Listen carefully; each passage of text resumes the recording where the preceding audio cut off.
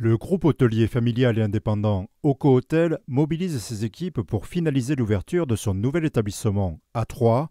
Objectif, s'assurer que tout est prêt pour accueillir les premières réservations dès ce lundi 9 juin. Quand on ouvre, on n'a pas le droit à l'erreur. Toute la partie formation, elle démarre 6 semaines avant l'ouverture. Et là, on a la chance d'avoir dans l'équipe 2 collaborateurs qui sont issus d'autres établissements et qui ont fait le choix de venir s'installer à Troyes pour l'ouverture. L'ouverture de cet hôtel 4 étoiles a permis la création de 15 emplois directs et 20 emplois indirects. Les équipes seront en charge de l'accueil et de l'entretien des 106 chambres réparties sur 7 étages, d'une superficie allant de 18 à 25 mètres carrés. Quand on a échangé avec les équipes du territoire, on s'est rendu compte qu'ils avaient régulièrement des demandes de congrès, de séminaires de groupe auxquels ils ne parvenaient pas à répondre par nombre insuffisant de chambres. Donc on en a déduit qu'un hôtel de cette taille était bien dimensionné. Oco Hotel cible les destinations mêlant affaires et loisirs. Le groupe compte déjà 14 établissements en France, à Paris, Lyon, Strasbourg, mais aussi dans des villes comparables à Troyes. Sur les villes de taille secondaire comme Bayonne et Toulon, qui ont été nos établissements les plus résilients pendant le Covid, parce que c'est des établissements qui fonctionnent essentiellement avec de la clientèle française, aussi bien de tourisme que de loisirs. Quand on a étudié la destination de Troyes avec les industries de la maille, mais aussi avec des grandes entreprises de cosmétiques qui ont des usines dans la région, donc il y a un vrai dynamisme économique auquel on souhaitait contribuer. L'implantation au pied de la gare de Troyes, dans un quartier entièrement réaménagé, s'inscrit dans la continuité d'une expérience similaire menée à Cannes. On affectionne beaucoup les zones de gare parce qu'elles disposent toujours d'une localisation extrêmement bien reliée, extrêmement centrale. Ici, on a la chance d'arriver à la toute fin de ce projet d'urbanisme. Les installations paysagères sont prêtes, les voiries, d'autres acteurs se sont implantés. Donc on arrive comme la dernière pierre à l'édifice.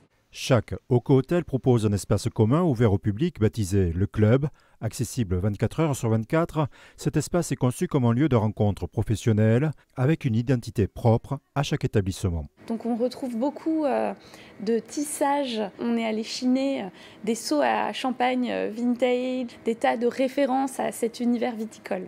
Oco Hotel privilégie les circuits courts. Dans la mesure du possible, les fournisseurs de produits alimentaires et des boissons sont sélectionnés dans un rayon de moins de 100 km.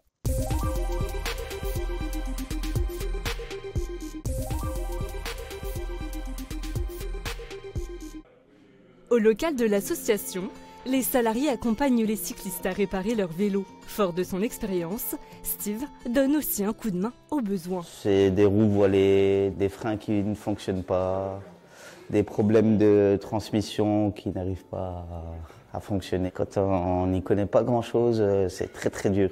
Donc on est là pour apporter notre aide et nos conseils pour que les adhérents puissent après faire eux-mêmes leur travail. Une aide dont peuvent profiter les 700 adhérents de Metz à vélo grâce à tout le matériel mis à disposition dans le local avenue Leclerc de Haute-Cloque, investi depuis 2020. Christian, cycliste convaincu et bricoleur, contribue d'ailleurs à l'entretien et l'aménagement du lieu. Quand on est arrivé, il n'y avait pratiquement aucun éclairage, c'est moi qui ai fait tout. Et puis c'est moi également qui ai conçu les établis avec l'outillage. Je fais plutôt maintenant de la maintenance des bâtiments. Dans un bâtiment comme ça, il y a toujours quelque chose à faire, si ce n'est que déjà les pannes et puis des aménagements nouveaux. Je fais du vélo depuis que je suis tout petit et c'est mon moyen de locomotion principal. C'est vrai que c'est une solution pour améliorer le transport et participer aussi à une petite évolution de l'écologie. Donc je donne un coup de main pour qu'on utilise son vélo. Comme lui, une trentaine de bénévoles militent pour promouvoir le vélo.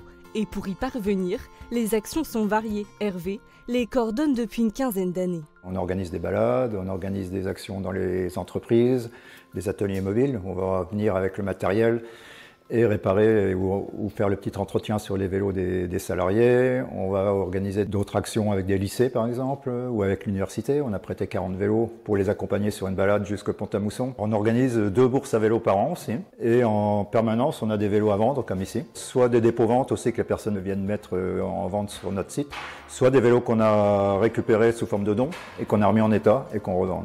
Parmi les autres missions de Metz à vélo, se rendre visible auprès des Messins et élus, comme lors des Vélorussions, afin de développer la voie du vélo sur la métropole.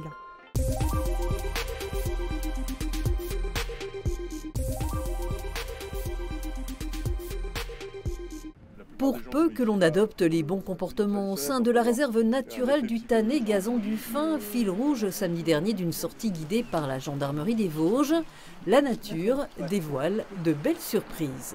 Il suffit d'être relativement calme, tranquille, et puis pas faire de bruit, mais et rester sur les sentiers. Et du coup, les animaux ne seront pas perturbés, on va dire. On va limiter la perturbation. Mais du coup, on peut observer la biodiversité. La réserve du Tanné Gazon du Fin et ses 500 hectares abritent des plantes rares, ainsi que la plus grande tourbière du massif. Mais elle est fréquentée par 250 000 personnes chaque année, dont des touristes des pays voisins. Alors c'était une première qui sera suivie d'autres, le recours à l'unité composée de gendarmes français et de policiers fédéraux allemands. Vous êtes quelle nationalité? Moi je suis suisse. On vient de le voir, on a des touristes qui ne parlent pas français. Là en l'occurrence c'était des Suisses qui parlent allemand. Mais l'idée c'est aussi ça, c'est de pouvoir montrer aux touristes, quelle que soit leur origine, que la gendarmerie met en place un dispositif qui est en capacité d'interagir avec tout le monde. C'est un endroit exceptionnel, très riche en usages. Il faut les concilier. Il va y avoir toute une série de contrôles qui commencent dès le début de l'été et qui vont s'égrener sur toute la saison estivale. Les consignes sont également rappelées sur la signalétique. Tenir son chien en laisse, rester dans les sentiers, ne pas cueillir de fleurs ou ne pas faire de feu ou de bivouac. Des évidences, mais le constat perdure. 300 à 400 infractions constatées tous les ans.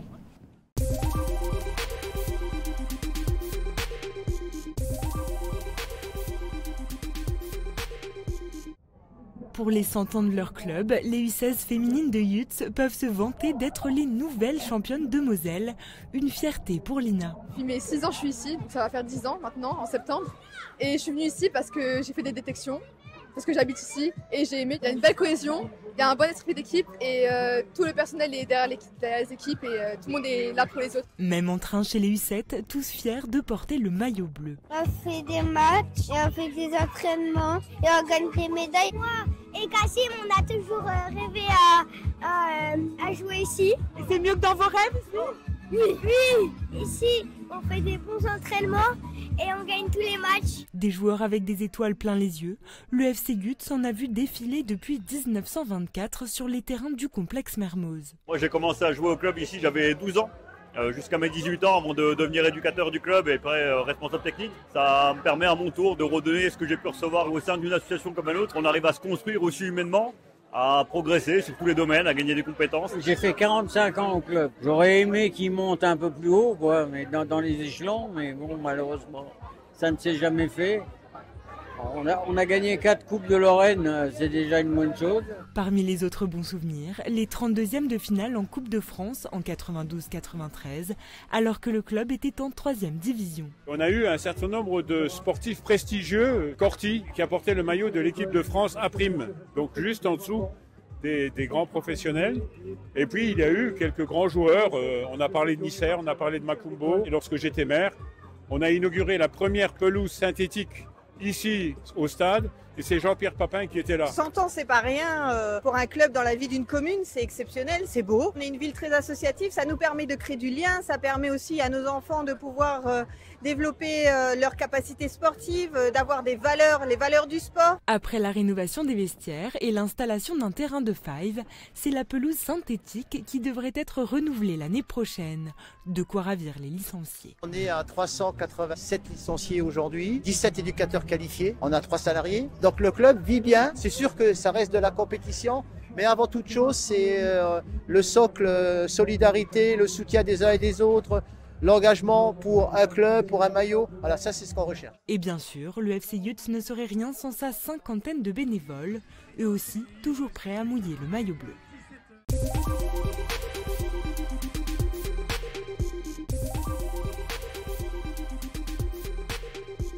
C'est l'un des grands temps forts de l'année pour les SMAC, scènes de musiques actuelles du Grand Est, réunies ce jeudi matin à l'appel de la fédération régionale Grabuge, qui toute la journée à la Souris Verte à Épinal tenait son assemblée générale annuelle. L'occasion de se pencher collectivement sur les enjeux et les besoins de la filière, notamment financiers, suite aux importantes baisses de dotations allouées à la culture par les pouvoirs publics.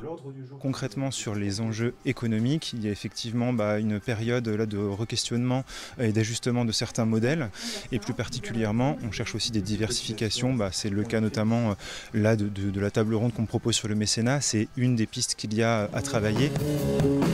En attendant de trouver des mécènes, la Souris Verte doit repenser sa programmation, car si la communauté d'agglomération n'a pas diminué son enveloppe d'1 080 000 €, le conseil départemental, lui, l'a baissé de plus de 50%.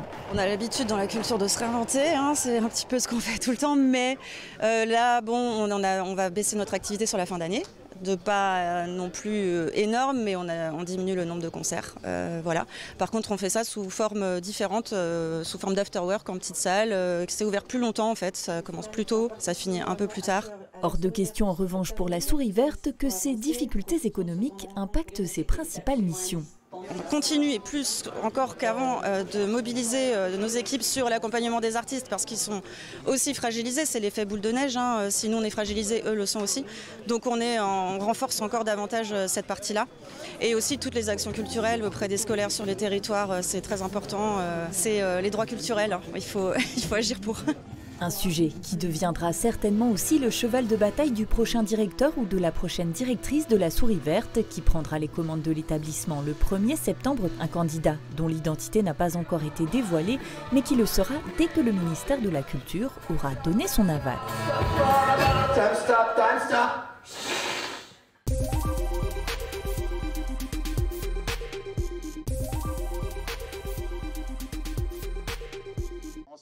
Le label Ensemble Arboré Remarquable a de nouveau été attribué dans l'Aube.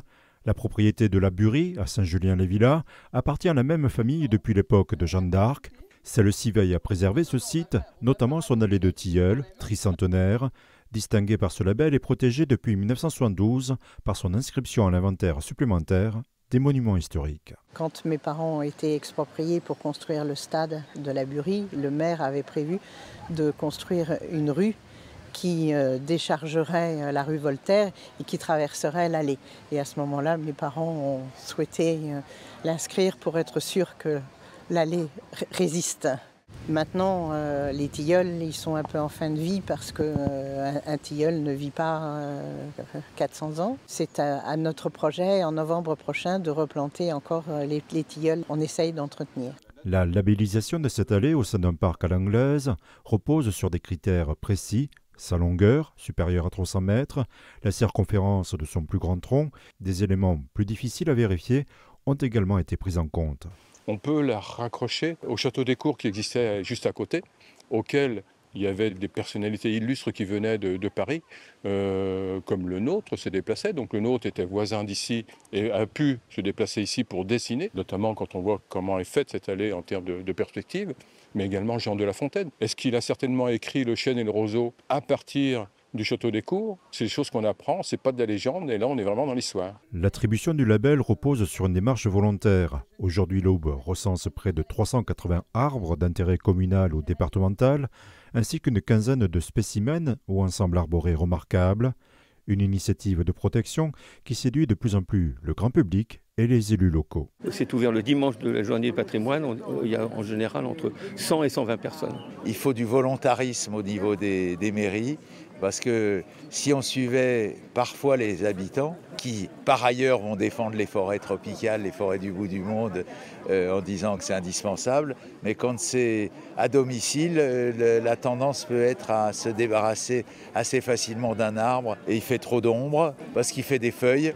Des fois je réponds, on va mettre des arbres en plastique partout. On essaie toujours de garder ce double aspect. Planter des arbres, ça se fait à beaucoup d'endroits, mais conserver des arbres un peu anciens, c'est encore mieux. Une trentaine d'autres dossiers de candidature est actuellement à l'étude pour l'obtention du label.